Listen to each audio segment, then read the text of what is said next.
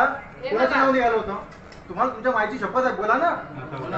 नाथाभाऊ. अरे तर बघा, नाथाभाऊचं नाव मी घेते आणि मी मग गिरीश भाऊचं नाव काय आहे? गिरीश भाऊचं मी नाव घेते. भाऊ, हे चुकीचं सांगू नका. दगड उभा करा.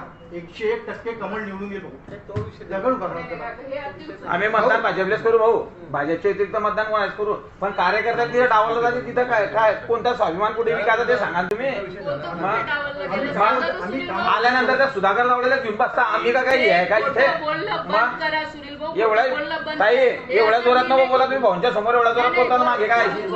भाऊ जाऊ द्या भाऊ. प्रगट दिनाच्या दिवशी मधू काका शपथ घेऊन सांगा, गाडीमध्ये भाजपचे कार्यकर्ते असतात की तुतारीवाले कार्यकर्ते असतात? कोण होते सांगा.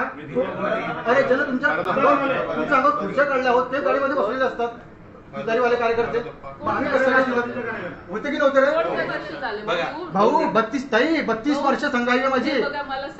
मी सगळ्यांना माहित आहे, एकदाच काम आयुष्यामध्ये एकदा काम केलेलं आहे. संघाचे काम करता होते पहिल्यापासून संघाचं काम. 30 वर्षापासून पाणी नव्हतं. माझ्या बापानं विकास फेडरेशनला आहे ना, नाथाभाऊच्या प्रचारासाठी 89 ला नोकरी सोडलेली आहे. रस्त्यावर आले होते आम्ही. मी सांगतोय, विश्वास ठेवू नका. फेडरेशनला तुम्ही तपास करा. बळतर्फ गेलो होतं 1989 ला. माझ्या बापाला एमकॉम झालेला माणूस आहे. हा नाथाभाऊचा प्रचार केला. या मला विचारता का तू कधी आला? विचारू नका.